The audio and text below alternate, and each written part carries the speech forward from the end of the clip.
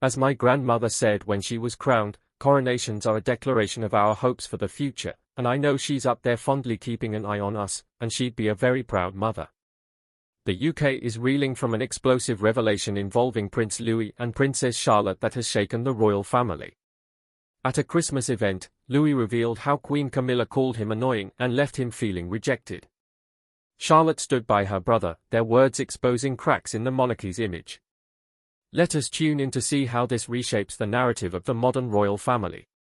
The kindness tree revelation. It all started during a festive Christmas event at Westminster Abbey. The scene was classic royal family perfection: glowing lights, cheerful decorations, and the introduction of a kindness tree, an initiative by Princess Catherine to encourage gratitude and reflection. Guests were invited to share handwritten messages, and Louis, full of youthful energy, proudly displayed his card. His note was heartwarming, thanking his grandparents for playing games with him. But when someone casually asked why Queen Camilla was not mentioned, Louis's candid reply sent ripples through the crowd.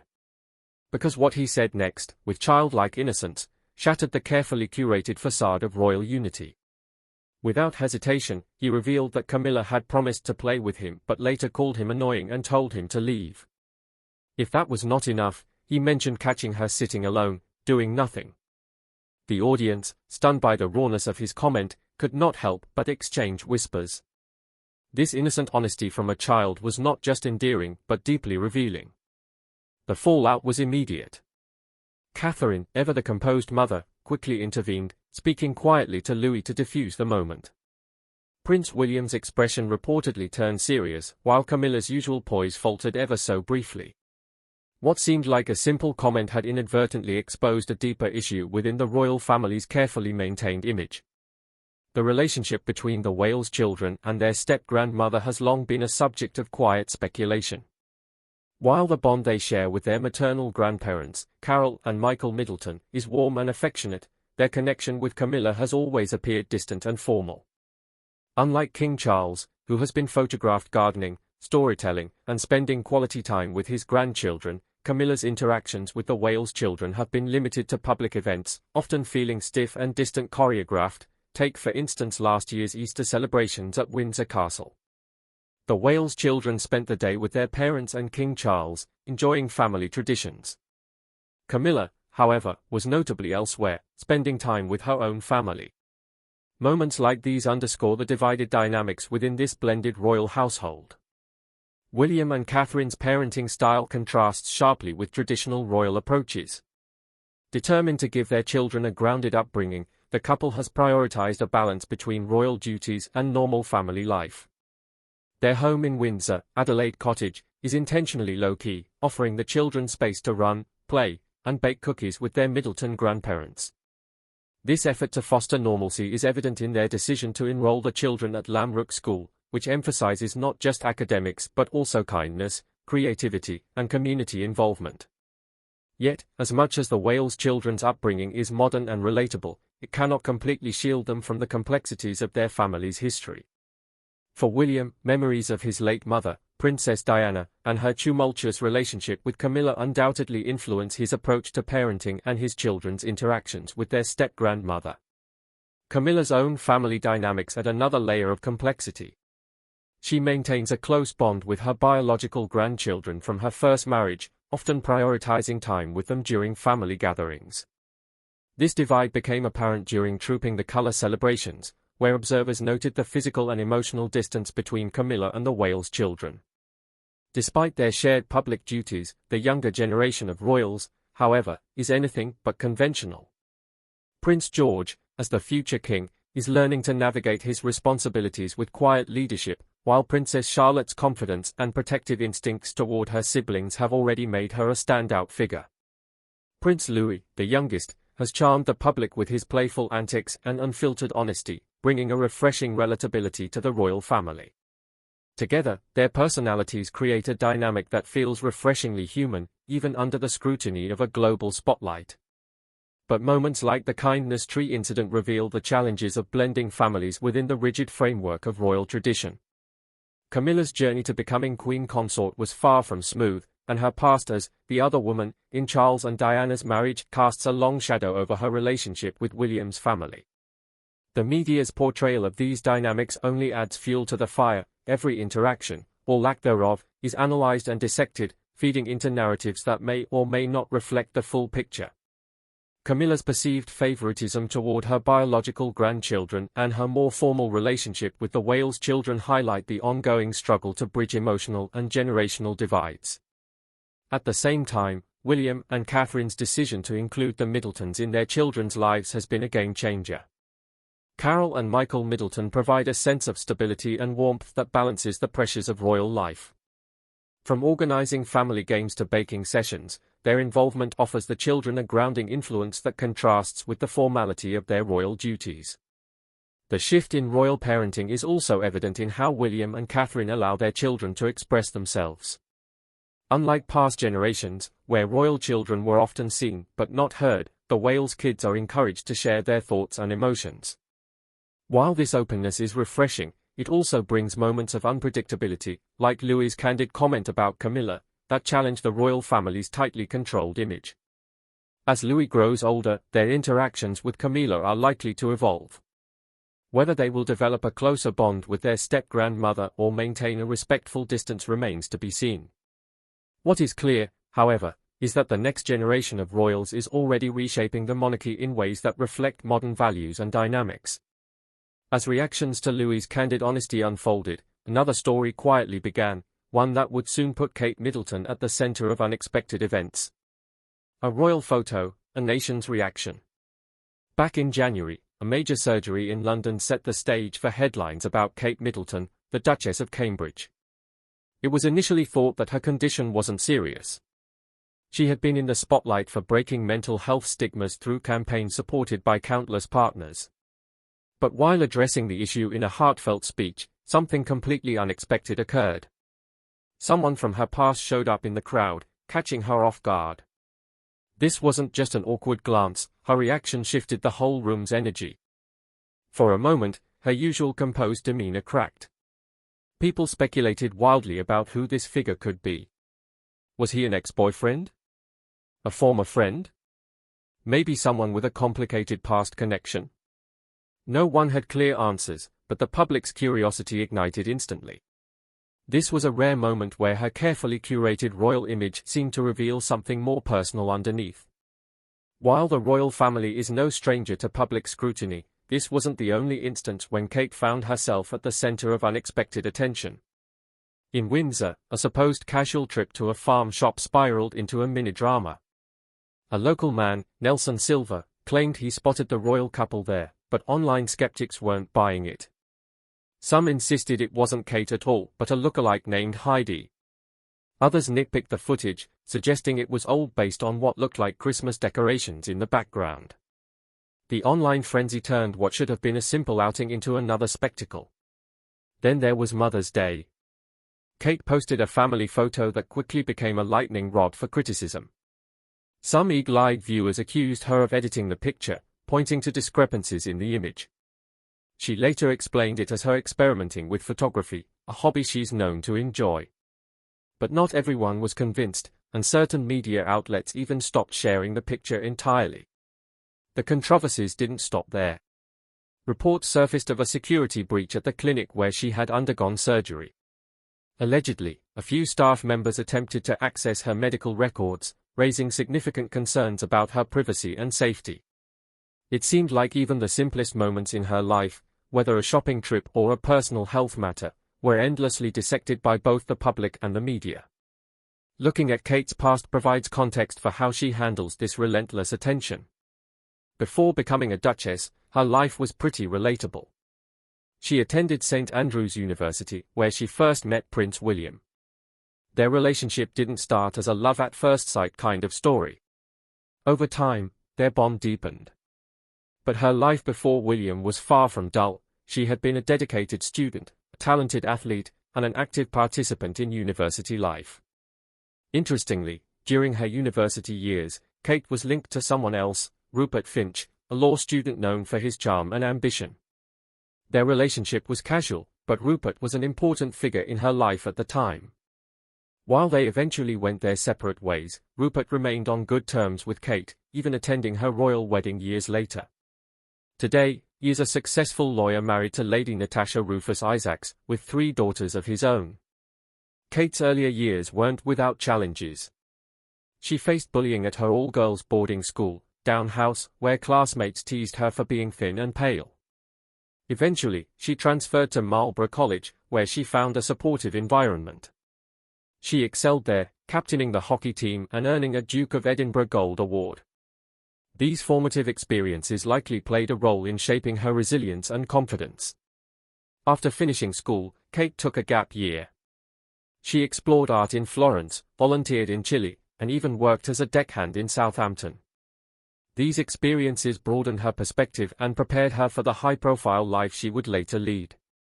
Back at university, she co-founded a women's drinking society, challenging the male-dominated campus culture. It was less about partying and more about creating a space for fairness and inclusion. Kate's family business, Party Pieces, also played a significant role in her life. Along with her siblings, she helped her parents grow the company. Learning valuable lessons in teamwork and responsibility, these early experiences of pitching in and problem-solving likely influenced her practical approach to life. Even as a royal in her younger years, Kate enjoyed dancing and nights out with friends. Her style was casual, her demeanor fun-loving, a far cry from the polished public figure she is today. But even as she embraced her royal duties, she's worked hard to maintain a sense of balance for her family. She and William are raising their 3 children, George, Charlotte, and Louis, in Windsor's Adelaide cottage, away from the constant hustle of palace life. Despite her efforts to lead a balanced life, recent health challenges have added to her struggles. Earlier in the year 2024, Kate revealed she'd been diagnosed with cancer. While the type wasn't disclosed, she shared parts of her journey with the public, demonstrating strength and vulnerability. She underwent chemotherapy and focused on recovery while gradually returning to her royal responsibilities. Her openness about her health inspired many, shining a light on the importance of resilience and early detection. But Kate isn't the only royal facing scrutiny. Across the ocean, Prince Harry and Meghan Markle's departure from royal duties sparked endless debates. Their move to step back, dubbed Megxit, turned into a media storm. They'd hoped to escape the pressure of royal life but found themselves under a different kind of spotlight. Their Netflix docuseries and interviews added fuel to the fire, splitting opinions sharply. Supporters praised their bravery in speaking out, while critics accused them of hypocrisy, seeking privacy while signing lucrative media deals. The tension between Harry and his brother William became glaringly apparent. Once close, their relationship seemed fractured beyond repair. Growing up, they'd leaned on each other during tough times, especially after losing their mother, Princess Diana. But adulthood brought new challenges. Harry's marriage to Meghan reportedly caused a rift, with William allegedly disapproving of how quickly their relationship progressed. Rumors of disputes over palace staff treatment only deepened the divide. When Harry and Meghan announced their decision to step back from royal duties in early 2020, the family gathered for a high-stakes meeting at Sandringham. The result, Harry and Meghan agreed to give up their royal titles and public funding. They moved to North America, focusing on building a new life while continuing philanthropic efforts. Despite their attempts to move forward, controversy seemed to follow them, from criticism of their choices to accusations of stealing the spotlight from other royals. After Kate's challenges and resilience, the focus shifted to Britain's throne, where history's twists and turns reveal a legacy shaped by conflict and change. Queens, kings, and scandals, the rules for who gets to be the next king or queen of Britain have a long, messy history. It's not just about who's born first or who's next in the family tree. Over the years, politics, religion, and straight-up drama have all played a role in deciding who sits on the throne. Way back in the olden days, things were far from simple. In early medieval England, being king wasn't automatically passed down to the eldest child. Instead, a group called the Witan, made up of important nobles and religious leaders, got to pick who they thought was the best fit.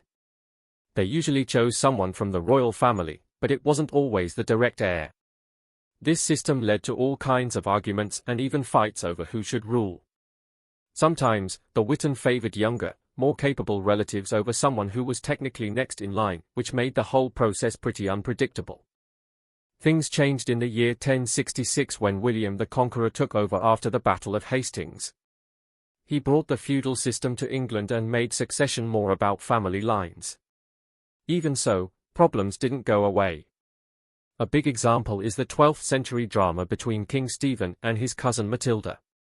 They both thought they should rule, and their fight caused a civil war that lasted for years. This period of chaos, often called the Anarchy, showed how fragile the idea of hereditary monarchy could be. Fast forward to the 1400s, and you've got the Wars of the Roses. This was a big family feud between two sides of the royal Plantagenet family, the houses of Lancaster and York. They fought for decades with battles, betrayals, and lots of bloodshed. The conflict saw multiple kings dethroned, imprisoned, or killed. Eventually, the Tudor family came out on top, starting with Henry VII. His marriage to Elizabeth of York helped end the fighting by uniting the two rival houses, but it didn't erase all the bad blood. The Tudors brought some major changes. Henry VIII is probably the most famous Tudor, and his obsession with having a son to carry on the family name turned the whole system upside down. He broke away from the Catholic Church and started the Church of England just so he could divorce and remarry as much as he wanted. He passed laws to shuffle the line of succession, kicking out his daughters Mary and Elizabeth, only to bring them back later. It was chaos. Young son Edward V, VI, was made king, but he died as a teenager, which left the country scrambling yet again. Skip ahead to 1688, and you hit the Glorious Revolution. This was when King James II, who was Catholic, got booted off the throne.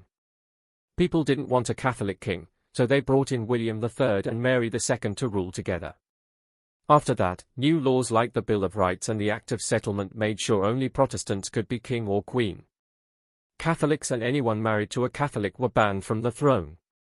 Religion was a huge deal back then, and these rules reflected that. These laws also made it so the crown could only pass to descendants of Sophia of Hanover, a Protestant relative of the royal family. In the 1700s, the Hanoverians came to power with George I. The line of succession stayed relatively stable during this period, but there were still some bumps along the way. For example, George IV's rocky relationship with his wife and his controversial lifestyle made people question the stability of the monarchy. Even though the system became more settled over time, personal scandals and public opinion started to play a bigger role in how people viewed the royal family. In more recent history, there's the scandal of Edward VIII in 1936. He wanted to marry Wallis Simpson, an American who had been divorced twice. This was a big no-no at the time, and he ended up giving up the throne to his younger brother, George VI. This made George's daughter, Elizabeth II, the queen after him. It was a reminder that personal choices could shake up the royal line in a big way. Edward's abdication also showed how much pressure monarchs face to uphold traditions and public expectations. Even today, the rules keep changing. In 2013, a new law got rid of the old tradition where sons automatically came before daughters in the line of succession. Now, the oldest child, no matter their gender, is first in line. They also changed the rule about marrying Catholics. It's no longer a deal breaker, but the monarch still has to be part of the Church of England, keeping that link between the crown and religion alive. Right now, the line of succession is pretty clear. Charles III is king, and his eldest son, William, is next in line. After William, it's his kids, starting with his firstborn, George. This straightforward order reflects centuries of rules, fights, and compromises that have shaped how the British monarchy works today. But the details don't stop there. Let's dive a bit deeper into some of the key events and shifts during the Tudor period. For instance, Queen Elizabeth I's reign was a game-changer. She never married or had children, which left a big question mark over who would take the throne after her. Her death in 1603 brought the Stuarts to power, starting with James I. This transition linked the crowns of England and Scotland, a major moment in British history. The 17th century was full of tension between the monarchy and Parliament, leading to the English Civil War. Charles I's execution in 1649 marked a shocking moment when the monarchy was abolished altogether. For a while, the country became a republic under Oliver Cromwell, but the monarchy was restored in 1660 with Charles II. This back and forth showed how fragile royal authority could be. By the 18th century, the British Empire was expanding, and the monarchy became more of a symbolic figurehead. The Hanoverian kings, starting with George I, often left much of the governing to Parliament. However, this period also saw the American Revolution, which was a blow to Britain's global standing and highlighted tensions within the empire. George III's long reign was marked by both successes and struggles, including his bouts of mental illness, which led to his son ruling as regent for a time. In the Victorian era, the monarchy became a symbol of stability and family values. Queen Victoria's 63-year reign saw enormous changes in society, from industrialization to the expansion of the British Empire. Her descendants married into royal families across Europe, earning her the nickname, the Grandmother of Europe. This network of alliances played a role in both world wars, as many European monarchs were related. In the 20th century, the abdication crisis of Edward VIII was one of the most dramatic moments in royal history. His decision to step down for love reshaped the monarchy's image and led to a renewed focus on duty and service under George VI and Elizabeth II. The royal family's role continued to evolve, balancing tradition with the demands of a modern world. For example, the investiture of Prince Charles as Prince of Wales in 1969 was a carefully orchestrated event designed to connect with the public. More recently, the royal family has adapted to changing attitudes. The Succession to the Crown Act of 2013 was a landmark change, reflecting modern values of equality. The act also limited the number of people who need the monarch's permission to marry, reducing it to the first 6 people in line to the throne. This update showed how the monarchy continues to evolve within a constitutional framework. Does the monarchy truly reflect modern values, or is it an outdated institution holding on to privilege?